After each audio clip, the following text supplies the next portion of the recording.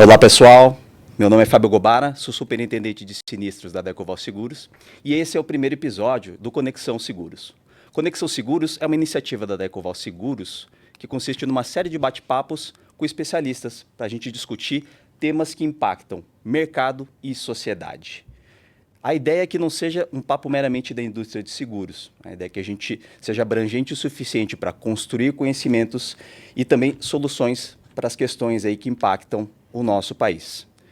O tema desse primeiro episódio de hoje, infraestrutura, investimentos do PAC. PAC que é o Programa de Aceleração de Crescimento, e os desafios para o mercado de seguro-garantia.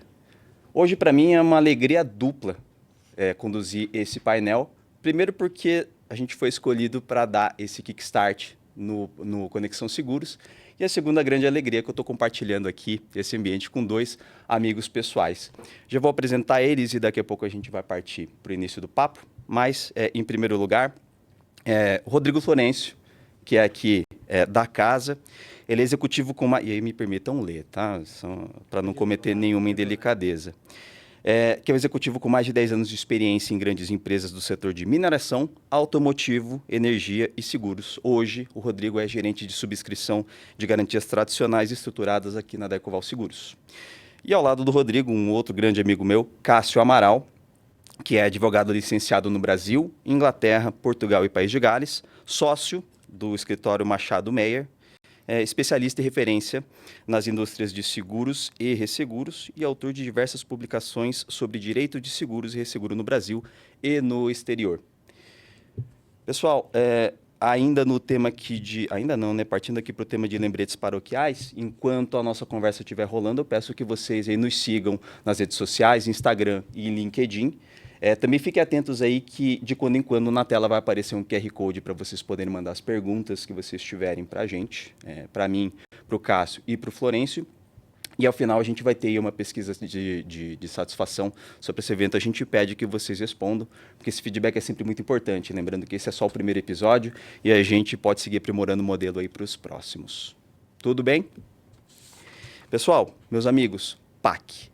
Aliás, a gente diz PAC, mas esse, na verdade, é o novo PAC. A gente está falando aí da terceira versão do Programa de Aceleração do Crescimento, né, que é assim, quase uma propriedade tombada aí pelos governos petistas. Eu acho que é muito importante a gente lembrar, quem acompanha a gente, que esse papo aqui está absolutamente isento de qualquer tipo de posicionamento político partidário, né? Acho que a ideia é que a gente seja objetivo e claro aqui nas nossas colocações. Esse novo PAC ele vem como uma terceira edição de um programa que começou no segundo mandato do presidente Lula, né, em 2007. Teve uma segunda fase já em Dilma I, né, em 2011. Esse programa, o PAC, que ele tinha foco aí, em modernizar a infraestrutura do Brasil, gerar empregos e estimular setores estratégicos da economia. Nas primeiras edições, nas duas primeiras edições, a gente tinha um foco muito grande em investimento público, né? Quer dizer, aquilo que fomentaria os projetos do PAC eram investimentos públicos, seja sob forma de orçamento da União, seja sob forma de financiamentos, recursos aí de bancos de fomento, né? E a gente teve uma questão que ficou dessas duas primeiras edições do PAC, que ficou muito marcado, vamos chamar assim de uma ineficiência na completude de projetos, né? Então, levantamentos de TCU indicam que no PAC 1, sob Lula, os projetos eles não chegaram a atingir 10% de completude, e no PAC 2, sob Dilma, ficou abaixo de 3%. Quando a gente fala de novo PAC, então, né, que foi anunciado já no início, no primeiro ano de governo desse terceiro mandato do Lula, tá, em 2023. É um programa anunciado aí com potencial de investimento aí de 1,8 trilhões de reais, correto? Sendo que 1,3 seriam até o ano de 2026. E o interessante a gente notar é que desses 1,8 trilhões, mais ou menos 600 a 700 bilhões viriam de investimentos privados. Eu acho que aqui está a primeira grande diferença do novo PAC para PAC 1 e PAC 2. Também pensando nessa herança ruim, que são projetos não concluídos, um dos focos aqui de PAC 3 seria eficiência na gestão de recursos e de contratos, né? Esse PAC 3 também, ele vai estar dividido em 9 eixos temáticos de investimento. 9 eixos de investimento, a gente já vai falar um pouco mais sobre isso. E também ele está fundamentado aqui em medidas institucionais para desburocratizar processos, né, e facilitar a entrada desses investimentos privados. E acho que a gente já pode começar o nosso bate-papo. Eu começaria contigo, Cássio, pensando justamente nesse aspecto de aquilo que nós temos de memórias ruins de PAC 1 e PAC 2 versus aquilo que se prometeu com o PAC 3 e o que a gente já atingiu até agora, né? A gente está aí quase na metade de 2025, já tivemos aí talvez 2 bons anos aí aproximadamente de investimentos. Dá para a gente dizer que a gente está numa situação diferente daquilo que foi PAC 1 e PAC 2? Obrigado, Gobara. Obrigado, Florencio. Estou muito feliz de estar aqui no Decoval, inaugurando a série e tratando de um tema tão importante para a área de seguros, para o seguro garantia, para o país como um todo. Bem, de fato, houve uma curva de aprendizado, né, ruim. A intenção dos governos, sem sombra de dúvida, uma intenção muito boa, PAC 1, PAC 2, mas o país ele carece muito de eficiência, carece muito de produtividade. Um marco regulatório antes da nova lei de licitações, inclusive, muito antiga, né, da década de 90, 8666, a lei de concessões também antiga. E, de fato, além disso, passamos por episódios, né, de corrupção que desaguaram no Lava Jato. Isso trouxe um impacto muito grande na interrupção de obras, né? Na interrupção de obras que às vezes faltavam 3%, 4% para concluir e os contratos foram interrompidos. E para uma retomada, mesmo faltando 3%, se gasta 40% do valor do contrato para retomar, para tomar 3%. Né? Sem dúvida. Então, eu acho que tivemos experiências ruins em termos de alocação de recurso, tivemos experiências ruins em termos de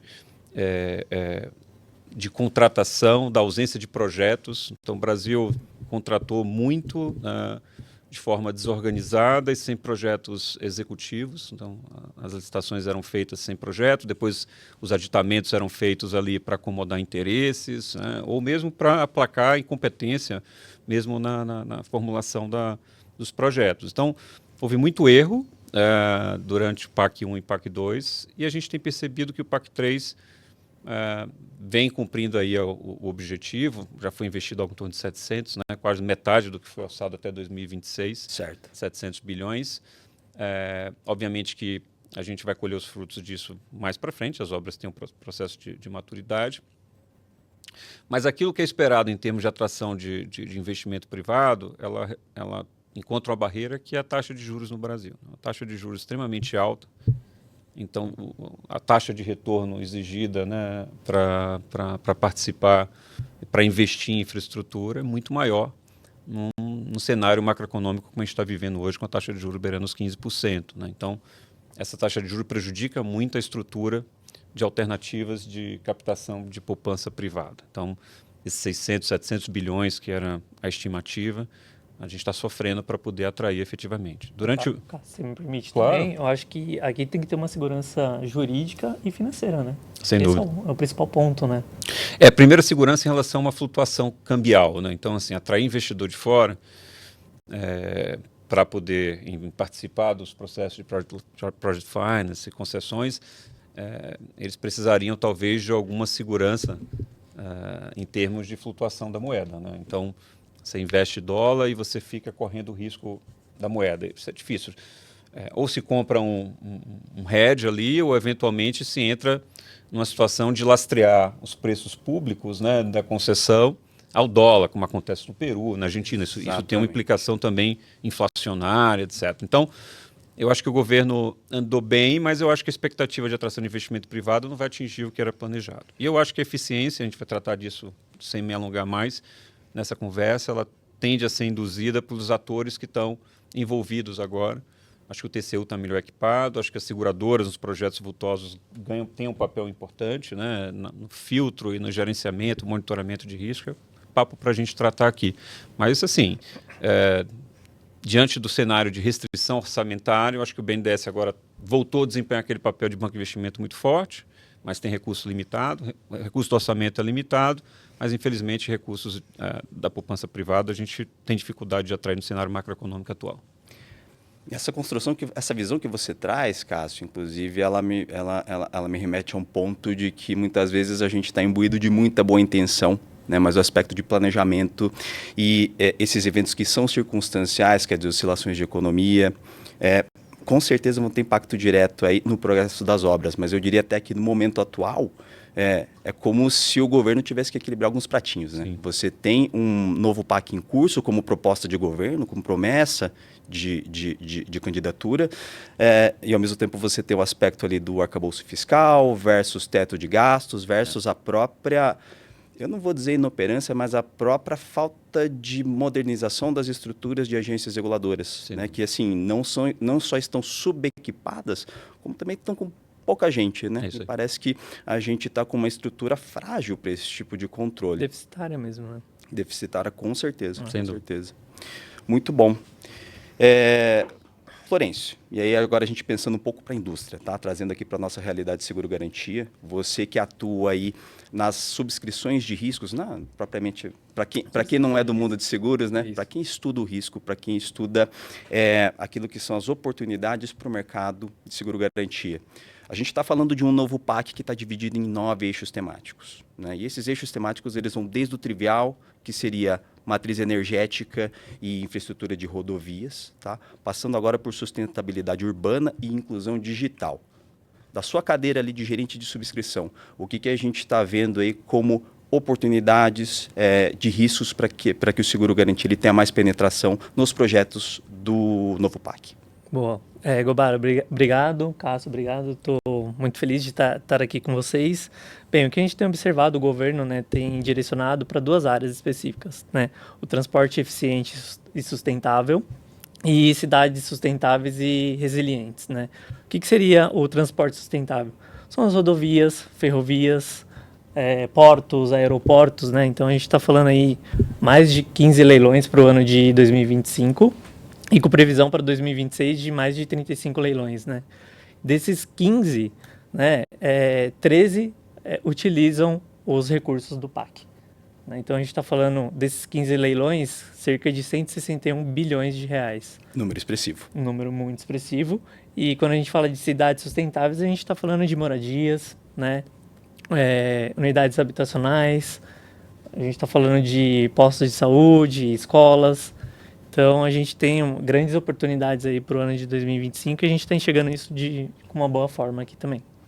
Talvez aqui, se a gente explorasse um pouco esse tema das oportunidades de mercado, Florencio, e aí eu não sei se você tem a condição de dar essa visão para a gente, mas a gente, na visão sua e da sua equipe aqui de subscrição, não só esse aspecto aí dos riscos, mas será que os editais eles também estão vindo adequados à nova legislação? Quer dizer, a gente tem encontrado aqui como seguradora algum entrave pontual ou alguns entraves pontuais aí no aspecto que é regulamentação de licitações? Não, na verdade a gente tem encontrado editais aderentes, né? Claro que tem a nova lei em alguns editais. A gente está se preparando para isso, né? A gente tem uma equipe especializada para isso. Pensando aqui em nova lei de licitações, certo? A 1483. 1483, perfeito. Exatamente. Então, a gente tem um time dedicado para isso, né? Pronto para atender esses editais. E a gente não vê nenhum tipo de alteração aí nos editais com relação aos clausulados, enfim. É uma leitura importante. Em algum momento aqui desse bate-papo a gente vai chegar no tema de nova lei de licitações, porque eu tenho uma visão parecida aqui com o Florencio, porque eu também, né, já tive uma breve passagem aí liderando o time de subscrição, e a questão para aquilo que são as contratações aí, não de grande vulto, aquilo que seria, né, o dia a dia, o grosso do nosso dia a dia, a gente não tem grandes mudanças no aspecto ali, né, qualitativo dos editais. A grande preocupação hoje vai estar naquelas obras, naquelas contratações de obras de grande vulto, e aí o principal tema para a gente tratar ali seria o aspecto do step-in. A gente já chega neles lá.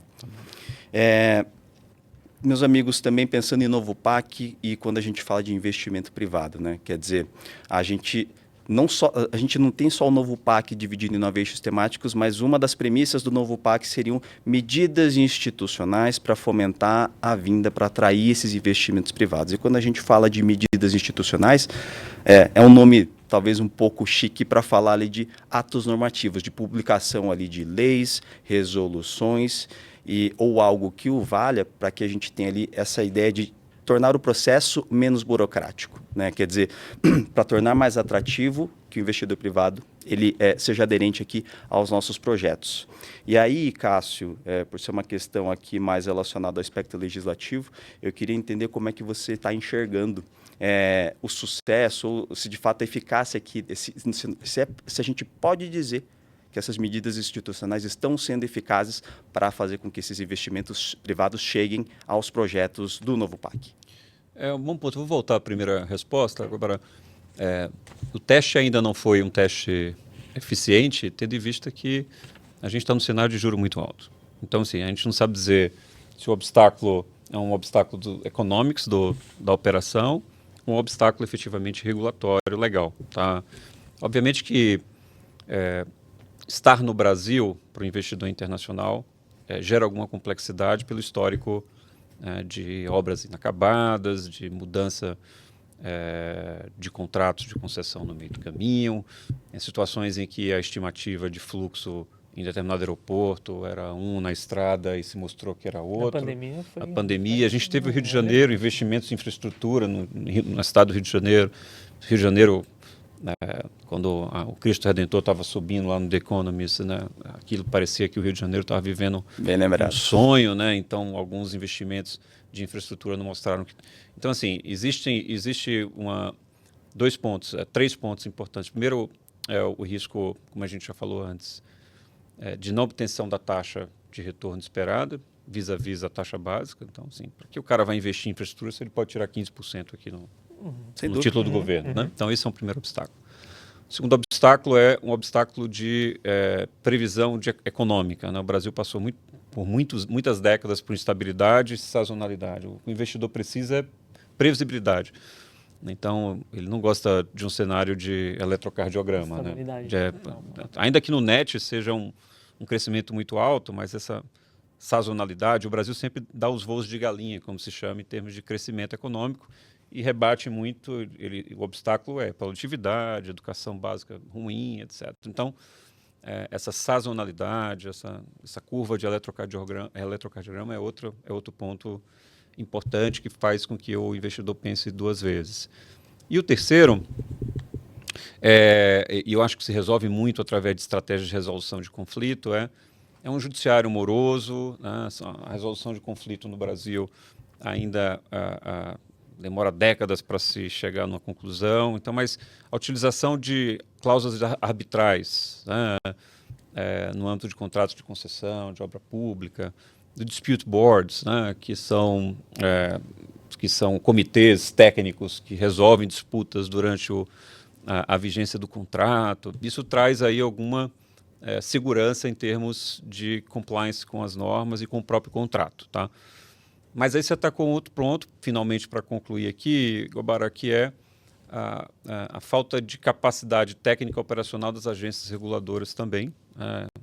Elas vivem, é engraçado, a gente fala de gasto público, de funcionalismo público caro no Brasil, mas a gente tem uma administração pública muito ineficiente. Né? Então, isso é verdade. A alocação de recursos para os agentes reguladores, né? Exemplo, Anatel, ANEEL, ANAC, SUSEP, a gente vê que eles são super carentes em termos de recursos humanos tecnológicos para poder acompanhar a evolução econômica de um país em desenvolvimento como o Brasil. Então, eu acho que precisa direcionar recursos para essa turma, capacitar para que eles tenham capacidade não só de monitorar, mas também incentivar. O papel do regulador é incentivar. Então, a gente às vezes tem setores internacionais de agências reguladoras que não conseguem falar sequer a língua do estrangeiro, não teve vivência internacional, não teve vivência de contratos envolvendo parte estrangeira. E, para concluir, o Brasil mudou um pouco a perspectiva de investimento. A gente tinha alguns players de infraestrutura genuinamente nacionais que entraram em situação de dificuldade financeira por uma questão de credibilidade pós-Lava Jato. E isso mudou para... o Brasil virou target, né, virou alvo de fundos de investimento nacionais e fundos de investimentos internacionais. Acho que o mercado, de uma forma geral também, vocês, seguradoras e outros stakeholders, têm que saber lidar com esse novo player, essa nova entidade que são os fundos, né, que tem uma análise de crédito, análise de risco, análise de capacidade operacional diferente do que tinha em relação aos players nacionais, os grandes players nacionais antes de Lava Jato. Então, esse é algo que a gente tem que levar em consideração. Né? Trazendo esse tema aqui dos players internacionais, Cássio, aí quando você tocou no tema, tentei me colocar ali no lugar dessas empresas aí que às vezes vão ter um bolso fundo, que vão ter interesse em colocar dinheiro, colocar recurso em projetos locais. E me parece, eu tenho realmente essa sensação de que a grande desconfiança de quem é de fora reside em grande parte no labirinto jurídico que é o aspecto, né, de disputa, de litigância no Brasil, que naturalmente, né, gente que é do direito, e aí, Florencio, cola com a gente, mas o aspecto aqui de discussões jurídicas, ele normalmente ele é muito, para a gente sempre são discussões muito ricas, mas que na prática elas demoram muito tempo. Você trouxe um tema que eu sempre achei muito interessante, né, que é um tema que, infelizmente, no mais das vezes vai estar reservado ali a contratações de maior complexidade, mas que é o dispute board, né? Que é aquela instância definida em contrato para você ter uma resolução no plano administrativo das disputas entre as partes. Eu queria que você nos desse, assim, se já é possível a gente dizer que esse tipo de mecanismo contratual, ele tem de fato apresentado uma eficácia no âmbito da execução, né? Quer dizer, se não só as disputas elas têm sido resolvidas com mais rapidez, como também evitando o aspecto da litigância em juízo. Isso é um bom ponto. Já é comum em contratos privados, então acho que esses players que antes do Lava Jato faziam contrato público, eles são os grandes contratados dos contratos privados. Então, no contrato privado já ajuda, porque ele está na cadeia ali da obra, né, ou da concessão. Da subcontratada, já ajuda. Sim. A gente vê já a administração pública também usando, por exemplo, o Rodonel aqui foi um exemplo de dispute board, tinha dispute board. Engraçado que o Estado desafiou a decisão do dispute board. Então, tem dois tipos de dispute board. Tem o que é binding, né, que chama vinculável, e outro que não é vinculável, é meramente sugestivo. Nesse caso, era sugestivo. Mas ainda que seja somente sugestivo o dispute board, ele é interessante porque já gera ali toda uma massa probatória, documental, de técnicos, né, que se for para o judiciário ou para a arbitragem, já está meio caminho andado. Perfeito. Então, ele está ali muito nesse cenário de sugestivo, do dispute board sugestivo, para tentar acomodar as partes. Mas tem muito para crescer ainda, tá, Guabara? A utilização somente em casos muito específicos. A gente tem muito mais possibilidade aqui para a utilização de dispute board. E quando a gente subscreve riscos como esse, né, Guabara, a gente tem questionado os tomadores de como que eles estão se preparando para entrar no Brasil, né? Então, são leis complexas, né? Então, se for um projeto de energia, tem licença ambiental, licença de instalação. Então, assim, eles têm uma equipe realmente muito robusta, né? Escritórios que apoiam eles aqui no Brasil para que deem um conforto necessário para que ele entre, né, naquele projeto de forma efetiva, né? Então, sem dúvida. Esse ponto é interessante. Quer dizer, a gente tem, lógico, né? Acho que com toda essa aura de mistério que pode ser para o investidor estrangeiro trazer o recurso, aportar o recurso dele aqui no Brasil, não quer dizer que eles não estejam fazendo a parte deles, não, certo? Eles estudam muito o nosso mercado aqui, eles estudam muito mesmo. Uhum. E aqui a gente vai dizer uma obviedade, né? Mas assim, para o trabalho do subscritor de risco, que tem que ter essa visão ampla, né, e de riscos cada vez mais complexos, isso daí já é meio caminho andado. Meio caminho andado. Tá falando de uma baita de uma mão na roda. Exatamente. Então a gente realmente questiona, né? Como que vocês estão se preparando, né, para participar dos editais, enfim, dos contratos? E trazendo, acho que um pouquinho do ponto do Cássio, a gente tem recebido muitos consórcios, né? Então, quando a gente olha esses projetos, a combinação da capacidade técnica das empresas que já trabalhavam aqui, conhecem, do fundo de investimento ou uma empresa estrangeira, né? Então, a gente tem recebido empresas da China, Espanha e Chile. Eu acho que são as principais países assim que a gente tem recebido de consultas para o seguro garantia. Agora a gente começa a entrar no tema que ele é fundamental aqui para a indústria do seguro garantia, né, Florencio? A gente está falando propriamente do ecossistema, daquele ambiente de subscrição de riscos. E quando a gente fala de subscrição de riscos em seguro-garantia, não estamos falando meramente de uma visão sobre o risco, quer dizer, sobre a obrigação que vai ser garantida. O risco, ele compreende também uma visão sobre o tomador. Né? E aí, para quem não milita aqui na indústria do seguro-garantia, para a gente é fundamental entender o tomador na sua capacidade técnica, no sentido de cumprir a obrigação, especialmente quando a gente está falando de obrigação contratual, né? E também a capacidade dele que é financeira. né? E aí eu queria que você só explorasse um pouquinho aqui, Florencio, por que é que essa análise sobre esse duplo viés é importante para o seguro-garantia.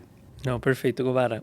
Boa pergunta também, né? Então, quando a gente fala de seguro-garantia, realmente a gente precisa ter essa análise técnica e financeira, né? Essa combinação. Hoje a gente tem uma equipe dedicada aí de análise de crédito, então a gente olha não só o tomador aqui no Brasil, às vezes ele está lá fora, né? Então a gente tem que estruturar, seja uma colateral, uma fiança dessa empresa lá de fora. Então hoje a gente faz toda essa análise, eu acho que ela é importante, né? É devida. E como o Cássio comentou, a gente tem esses consórcios, né? Essas empresas que a gente pega de fora, né? As estrangeiras, junto com as empresas aqui do Brasil para realmente atender aí os nossos clientes, né? Eu acho que um outro ponto muito importante, hoje a gente tem um time, né? Dedicado para analisar esses projetos que a gente tem. Então, são grandes projetos, então a gente acompanha o passo a passo, né, desses empreendimentos. A gente está muito próximo desses clientes, isso nos ajuda aí num futuro projeto desse tomador também, nos dá robustez ali para entendimento também. Então, acho que é um passo muito importante aí que a gente tem. Excelente. Lembrando também, né, que quando a gente fala aí, e sendo aqui o nosso tema o novo PAC, quando a gente fala de garantia de setor público, essas garantias de performance, a gente está falando de uma cobertura do aspecto do sobrecusto, né, quer dizer, os prejuízos diretos causados pelo inadimplemento do tomador, que por algum motivo deixa a obra atrasar ou mesmo inacabada, mas a gente também está falando de cobertura de multas, né? Então, o ponto que você traz, Florencio, dessa atividade que seria prévia à emissão, quer dizer, entendimento da capacidade técnica do tomador, da capacidade financeira do tomador e da segurança que as contragarantias que ele entrega para a seguradora, isso daqui é fundamental para que a gente possa seguir de forma assertiva. Sim, né? E aí é o acompanhamento mesmo, né, desses riscos, né? Então a gente está ali na obra, né? Então é muito legal também de ver, né? Aqui a gente já está falando do aspecto de gerenciamento e monitoramento de risco, certo? Gerenciamento e monitoramento de risco. Perfeito, perfeito. Excelente ponto, que inclusive é algo que a gente passa a se preocupar aí com mais ênfase, Florencio, por conta aí justamente das contratações com cláusula de retomada, né? Isso aí. Mas pensando aqui ainda nessa visão aí sua e do seu time, tá? De subscrição de riscos. Quem tem se apresentado aqui como potenciais, como tomadores para participar, para participar das licitações e concorrências públicas e contratações públicas, eles têm de fato comprovado essa capacidade técnica e financeira necessárias? Nem o que é que vocês têm encontrado de forma geral aqui? Nem todas, viu, Gobara? Em alguns casos, eu acho que é até importante, né? Quando a gente acaba fazendo os questionamentos ali do projeto, muitos tomadores desistem de entrar e de participar daquela licitação, porque realmente a gente quer entender como que ele está preparado tecnicamente e financeiramente para aquele projeto, né? Então, vou te falar aí que 50% estão preparados e 50% não. Onde que vocês têm encontrado as maiores fragilidades? É no aspecto de capacidade para cumprir a obrigação ou é no aspecto financeiro? Porque a gente está vindo aí de 2 anos de volumes recordes de pedido de recuperação financeira. Financeiro, Gobara. Desculpa, recuperação judicial, né? Financeiro. E extrajudicial também. Financeiro.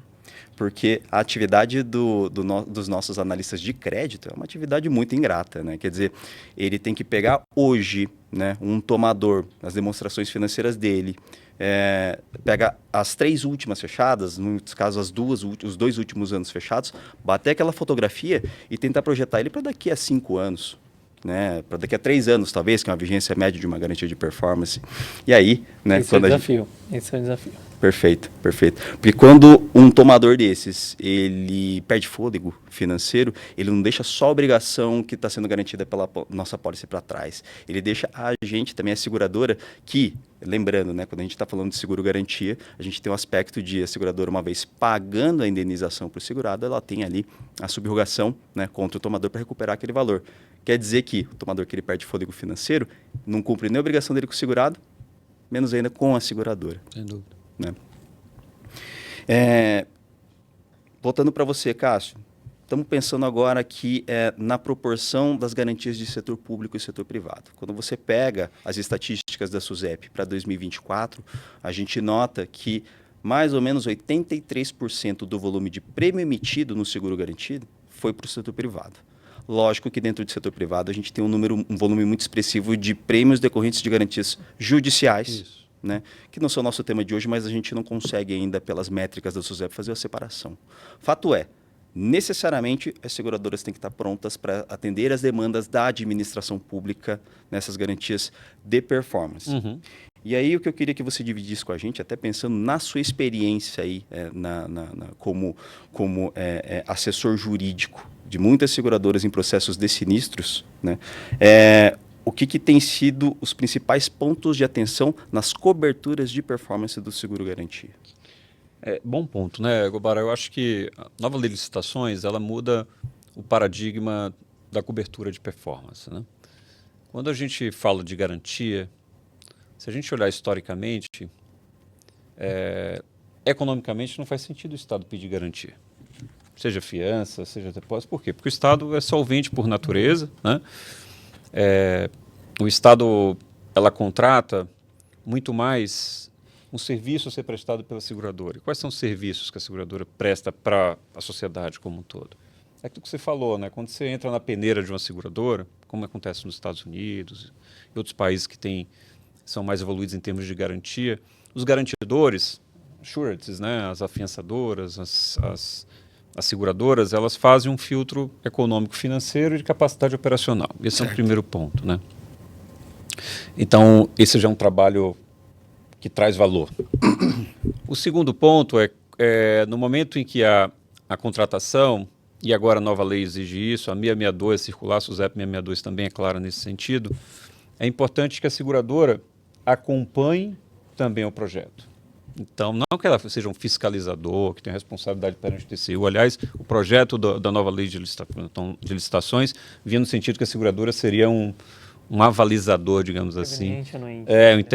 Interveniente anuente mais do que isso. Ele tinha o dever de fiscalizar e tinha uma responsabilidade pública perante os órgãos de fiscalização. Isso mudou, mas é um dever da seguradora ainda monitorar. Que ela não em algumas instâncias, a gente até ouve gente dizendo que a seguradora seria um equivalente a um sócio do contratado.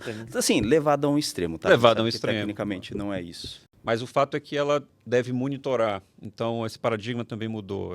Era muito comum a seguradora contratar, não manter o relacionamento com o tomador e ser surpreendida com um sinistro de grande monta, e a seguradora não está equipada e não sequer saber como é que estava o garantidor, o contragarantidor, a próprio tomador. Então, acho que o monitoramento é algo que se compra quando o Estado pede esse seguro, ele quer que um terceiro também olhe aquilo, né? Que é o garantidor. E, finalmente, tem um clímax do seguro-garantia, né? Que é o que não é esperado, mas é a cobertura quando acontece o sinistro, que é usualmente o inadimplemento absoluto, quando há uma rescisão do contrato. Há coberturas intermediárias de inadimplemento relativo, quando descumpre alguma obrigação que não gera necessariamente a rescisão do contrato, e há cobertura. O surety no Brasil ele é um pouco desvirtuado, porque ele traz cobertura para esses inadimplementos. Pintou a placa de amarelo, tinha que pintar de vermelho, aí vai manda expectativa de sinistro para a seguradora. De certa forma, isso desvirtua a natureza do seguro-garantia. O seguro-garantia de performance é um seguro para rescisão do contrato. É isso que deveria. Mas a gente vê multazinha, outorga. Assim, acho que a gente tem concessões lá que tem mais de 100 expectativas, né? Existem certos órgãos aí de administração pública que... Mas, e aí o Cássio não vai me deixar mentir nessa observação, mas aqui a gente pode estar falando, inclusive, de uma postura defensiva. Premeditada dos segurados, e aí isso diz muito, inclusive, sobre o modo como a indústria, de forma geral, opera. Eu acho que aqui a gente também não... E como enxerga o seguro, né, Gobara? Não enxerga... Exato. Porque o Estado não precisa 2 milhões da multinha porque pintou a placa de amarelo. O que o Estado precisa é de obra pronta, né? Porque isso tem um papel relevante para a sociedade, né? Então, a cobertura foi desvirtuada e ela é consumida desnecessariamente com essas multinhas, com esses avisos de expectativa, quando, na verdade, isso deveria ser a preocupação com a retomada rápida e eficiente do projeto, né?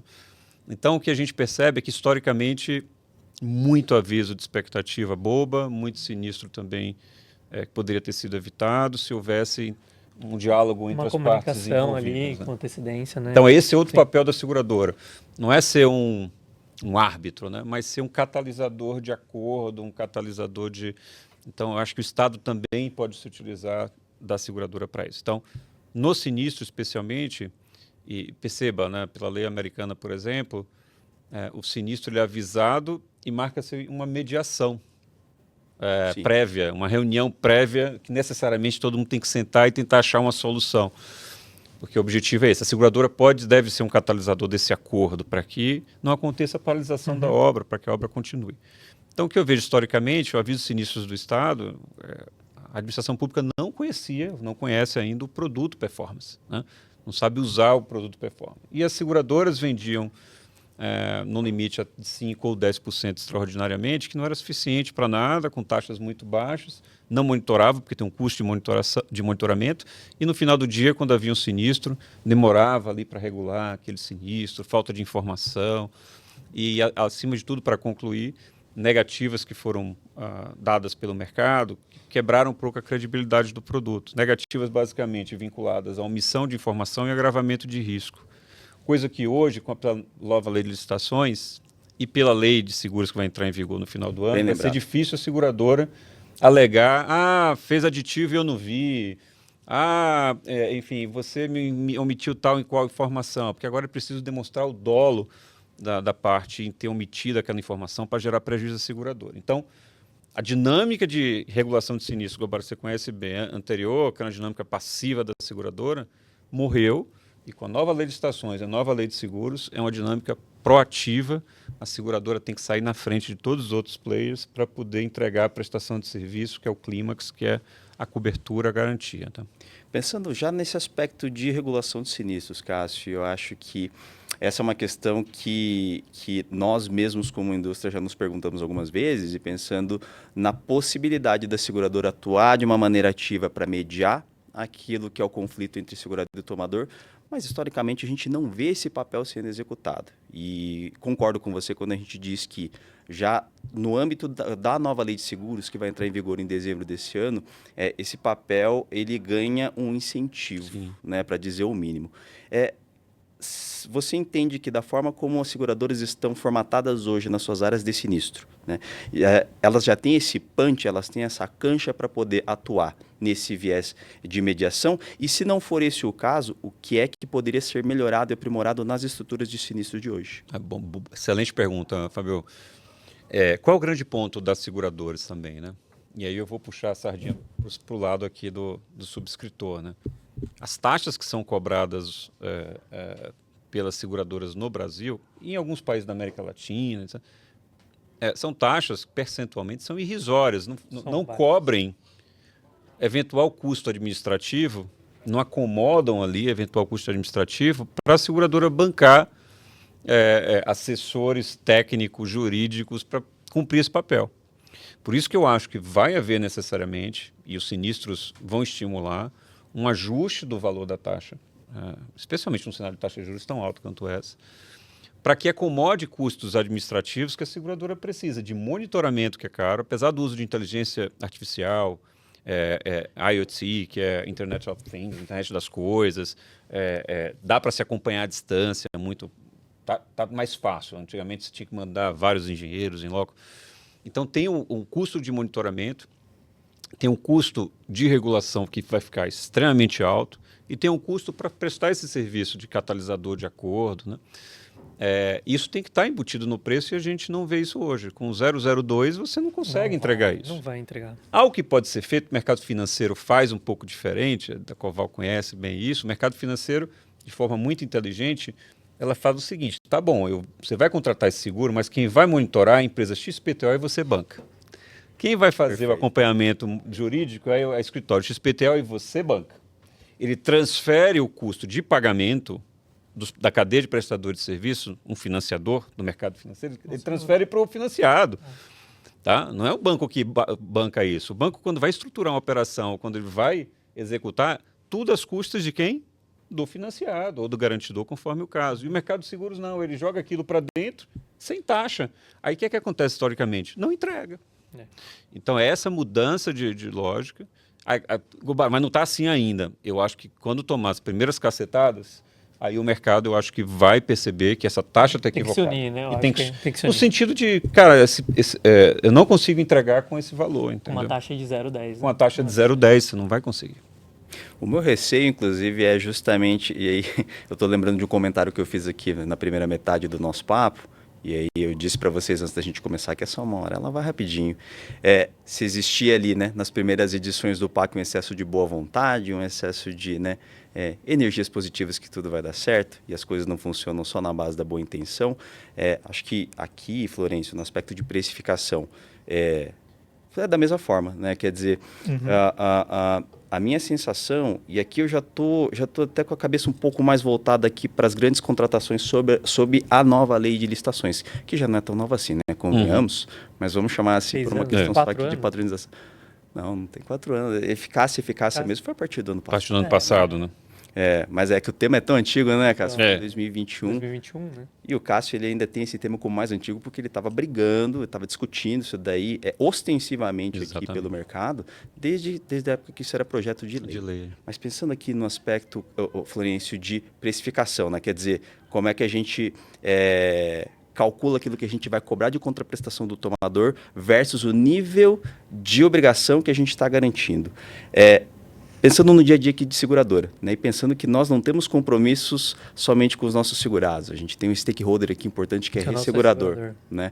Como é que você tem visto esse aspecto de taxas que o mercado apresenta versus aceitação de risco pelos resseguradores? Vamos lá, Gobara. Boa pergunta também, né? A gente tem visto taxas muito baixas, né? E aí não só para o performance, mas para as garantias judiciais também. Né? Acho que o mercado estava muito carente desses projetos de infraestrutura. Acho que com o novo PAC, né, tem nos ajudado, né? As seguradoras têm entrado mais nos projetos, mas a concorrência é muito grande, né? A gente está falando aí mais de 30 seguradoras, né, sem dúvida. Que estão aí, estão buscando os projetos. E os nossos seguradores têm nos pedido para trabalhar com taxas mais altas, né? E a gente também, do nosso lado aqui, até para ter a rentabilidade do negócio, a gente tem que trabalhar aí uma taxa relativamente aderente ao projeto, né? A gente está falando de equilíbrio de carteira, né? Sustentabilidade da linha de negócio. Equilíbrio de carteira. Então, quando a gente fala de um projeto de grande vulto, não tem como eu trabalhar com uma taxa de 0,10, né? Então, a gente vai acabar não entrando em alguns projetos porque acaba não tendo a rentabilidade necessária para a carteira. Perfeito. Né? Concordo plenamente. Cássio, e aqui eu estou lembrando talvez aí dos primeiros contatos que a gente teve ainda na época que você me atendia lá na primeira seguradora onde eu trabalhei. E era uma época em que a gente discutia muito largamente, muito extensivamente, o projeto de lei que viria a culminar na nova lei de licitações. Né? Quer dizer, um projeto inclusive de lei que ele ficou em algum tempo ali dormente, né? Mas ali em meados dos anos 2010, essa discussão era muito forte. Né? E quando a gente está falando da nova lei de licitações, da lei 14.133 de 2021, e especificamente nas contratações de grande vulto, o tema central é cláusula de retomada, stepping rights da seguradora em caso de inadimplemento pelo tomador. Inclusive, quando a gente trabalhou junto, a gente discutia muito, né? Quer dizer, quais são as preocupações que as seguradoras têm que endereçar caso elas queiram entrar nesse tipo de negócio. Queria que você discorresse sobre esse tema, né?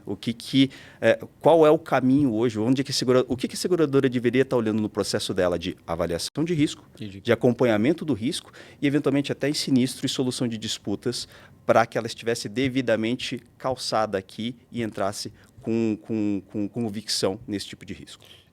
Um passo antes, né, Gobara? No Brasil, a gente vê que o seguro, nos projetos de grande vulto, eles entram somente... o seguro só entra no final, né? No apagar das luzes. Não tem mais tempo. Não tem mais tempo para nada. Os corretores também têm uma culpa no cartório em relação a isso. Os clientes têm a culpa, as seguradoras também.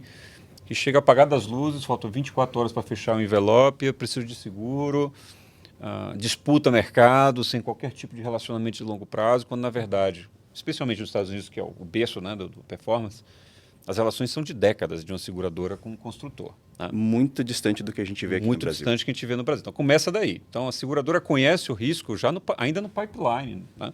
Deveria conhecer o risco no pipeline. Perfeito. Não é chegar para você lá 7 caixas de documento, ou pastas digitais de documento. Preciso da minuta. Preciso de 2 semanas, toma aí a minuta, eu quero uma garantia. Aí é 0,2, é 0,1. 2 semanas ia ser um baita conforto para Seria um Florencio, baita porque conforto, normalmente é 2 dias, né? Quando o seguro deveria entrar no início, ainda no pipeline, eu estou pensando Na discussão em do entrar. contrato ali, né? Exatamente isso. Então, assim, nasce daí, tá?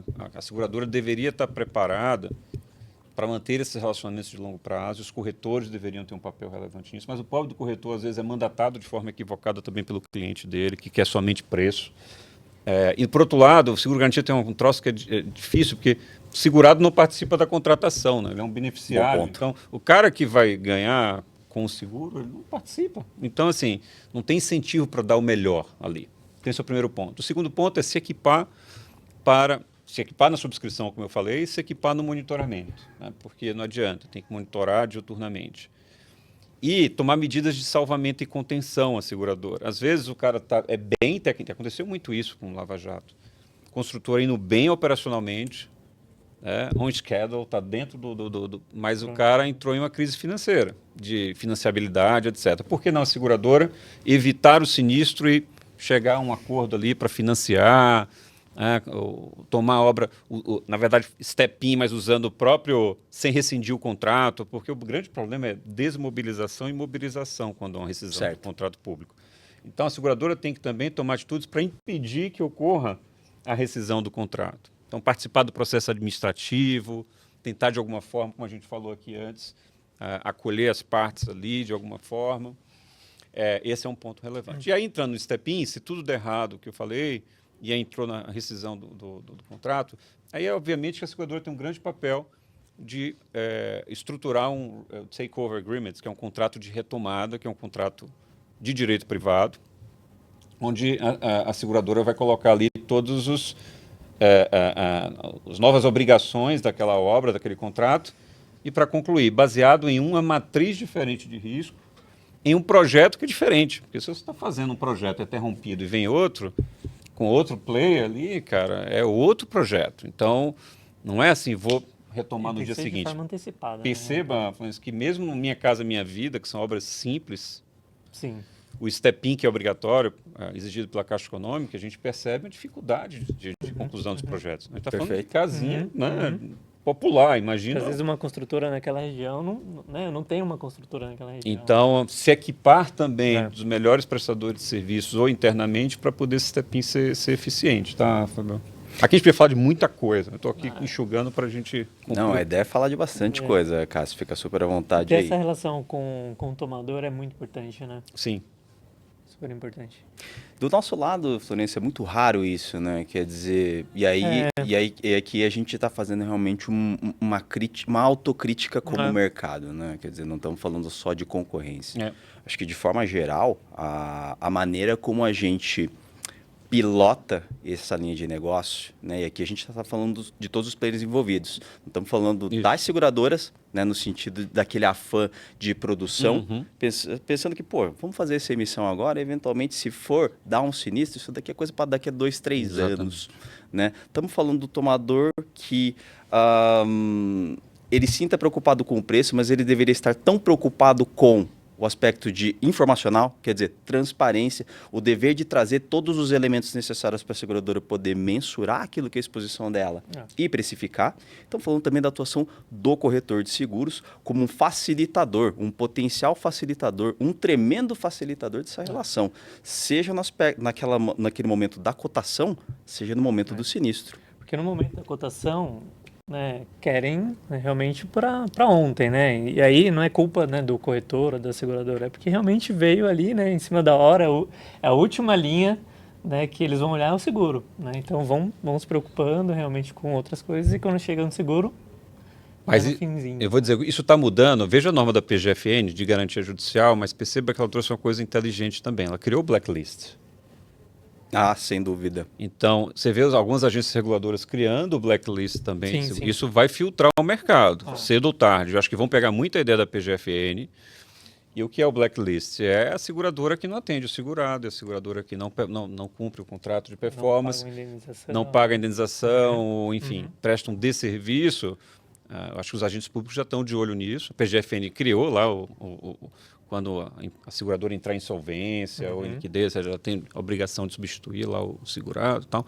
Então, eu acho que as seguradoras têm que colocar a barba de molho. Quando os sinistros começarem a acontecer, o mercado tem que entender que aquela seguradora que não cumprir seu objetivo, que não necessariamente é pagar, às vezes tem situações em que, de fato, não há cobertura, etc. Mas cumprir o trabalho dela de forma bem feita, que ela pode ser listada numa lista negra de maus fornecedores. Então, isso é o que o segurado está começando a se preocupar. A gente vê isso com as agências reguladoras e agora a PGFN no garantia judicial. Tá?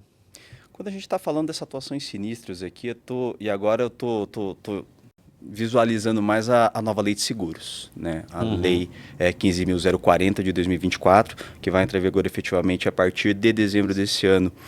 E aí, Cássio, você vai lembrar bem, quando a gente ainda estava na fase de projeto de lei, a gente tinha muita crítica em relação a se isso virar lei efetivamente, a gente vai estar nivelando todos os seguros como se fosse... A gente esquece aquele seguro de grandes riscos, é como se fosse tudo massificado, uma vez que todo segurado vai ser entendido como um segurado que pode lançar mão das disposições de Código de Defesa do Consumidor, todos os segurados de forma geral, e aí ignorando completamente seguro-garantia, vão ser hipossuficientes em relação à seguradora. O meu ponto nesse aspecto de... quando a gente tem um evento ali inadimplementa, aqui voltando para o garantia, Tá. né? Eu conversei com um regulador essa semana que ele me trouxe uma visão importante, né? Quer dizer, a gente está sempre muito preocupado com os prazos que a gente vai ter que cumprir, com o enfoque, o peso muito favorável ao segurado com a nova lei, mas atuando de forma técnica e de forma rigorosa, Cássio. Nós teríamos como indústria, como seguradoras, a oportunidade de sermos educativos, né? De a gente trazer um valor para a regulação de sinistros que não seja simplesmente investigação do evento, Claro. mas também preparar e instruir o próprio segurado a trilhar esse caminho da regulação de sinistros, que sim, talvez sob a nova lei ele seja um pouco mais direto, mas esse regulador me trouxe essa visão, né? Quer dizer, não é como contornar a dispositivo de lei para poder omitir uma certa informação ou negar um sinistro, tentar forçar um agravamento de risco em si, mas sermos educativos. Você acha que esse é o caminho, Cássio? A gente tem essa oportunidade mesmo de trazermos o segurado para o mesmo pé de igualdade que a gente e, inclusive, anular ou talvez mitigar os efeitos de uma assimetria de informação? Veja, Gobara, a nova lei, a 15.040, que entra em vigor agora em dezembro, ela praticamente afasta a possibilidade da seguradora alegar algumas exceções, como a gente chama, para cumprimento do contrato. Certo. A omissão de informação, o agravamento de risco, que eu diria que 60%, 70% dos casos de garantia entravam no agravamento de risco, negativa de agravamento de risco, porque para isso a seguradora vai ter que provar um dolo, né, uma intenção por parte do tomador, do segurado, em se locupletar, em tirar vantagem do seguro. Isso é muito difícil de acontecer. Então, a seguradora, sabendo disso, de grandes riscos, de uma forma geral, ela tem que entrar no jogo como se fosse parte daquele contrato. Claro que ela não está atraindo as responsabilidades para ela. Mas não cabe mais alegar que há assimetria de informação, tá? Que a boa-fé do contrato de seguro exigia que você, segurado, me informasse isso e aquilo.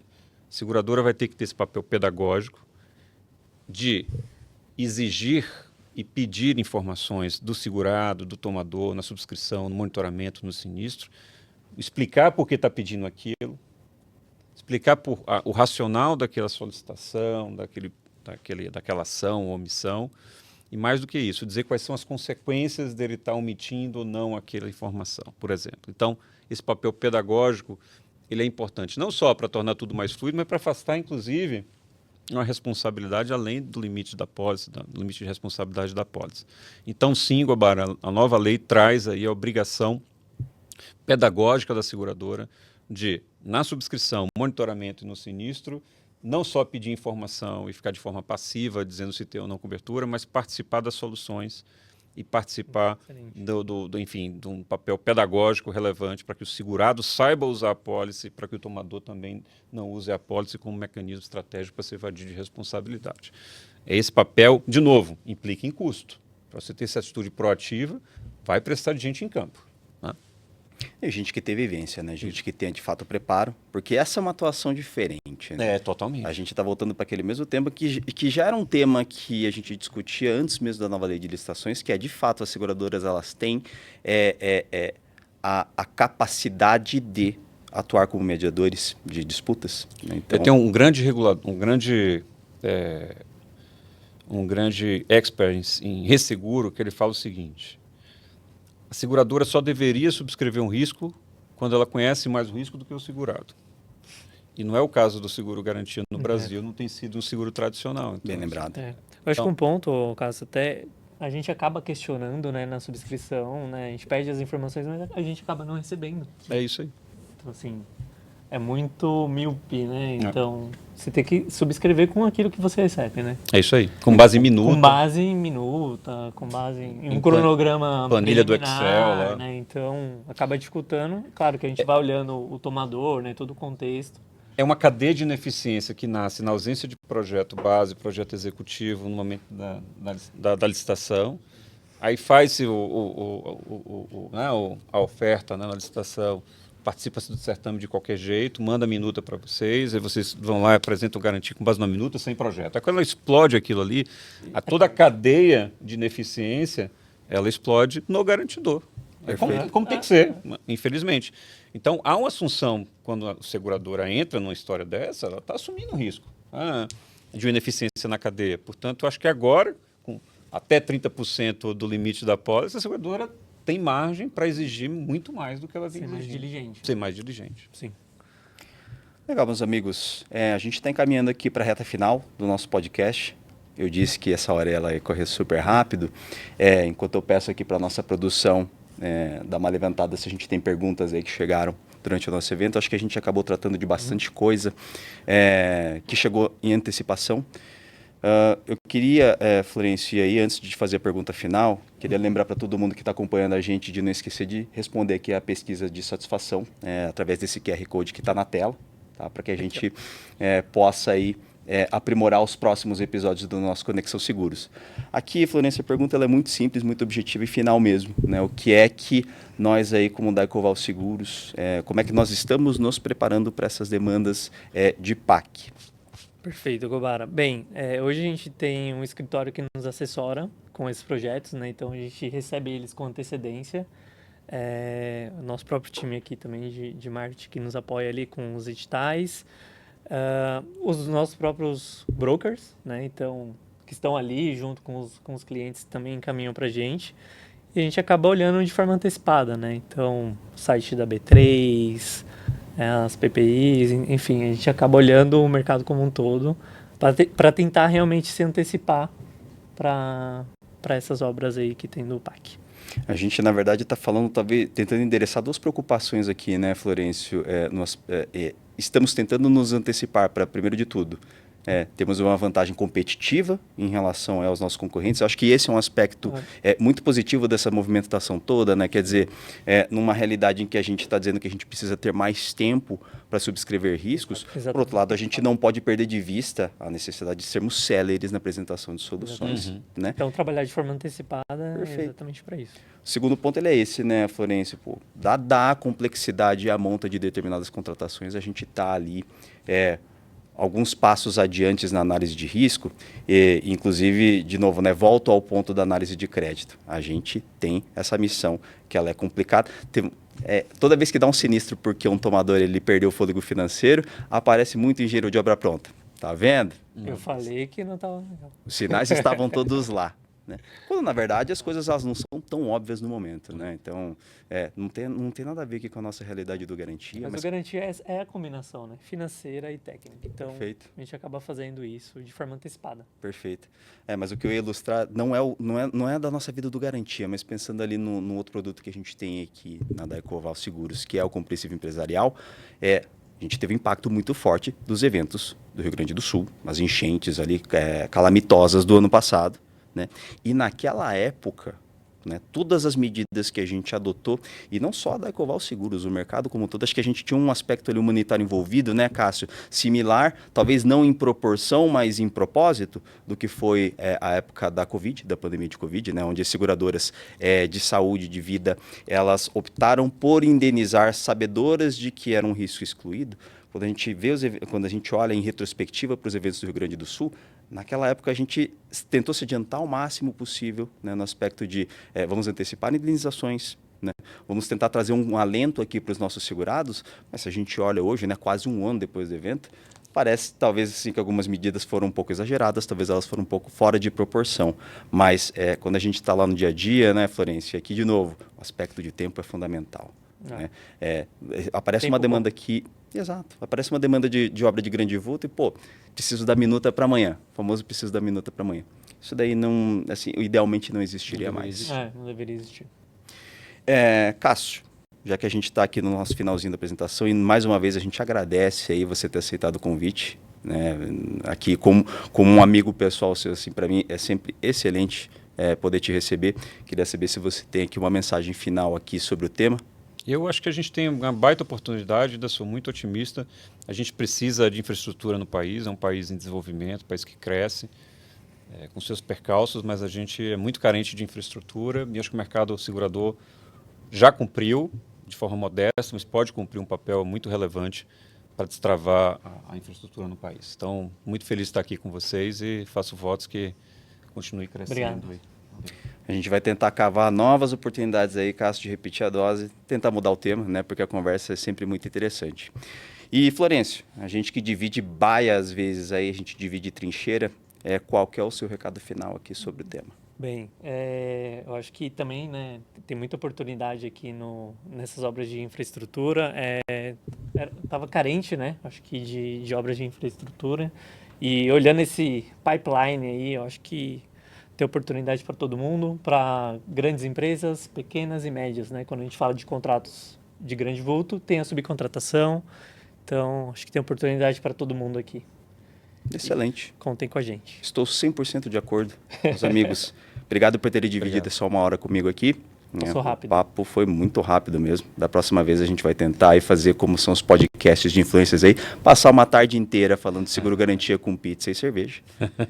Para todo mundo que ficou com a gente aí até agora, nosso muito obrigado aqui em nome da Ecoval Seguros. Lembro a todos aí para nos seguirem nos nossos perfis de LinkedIn e Instagram. Não deixem mais uma vez de responder aqui a nossa pesquisa de satisfação através desse QR Code que está na tela.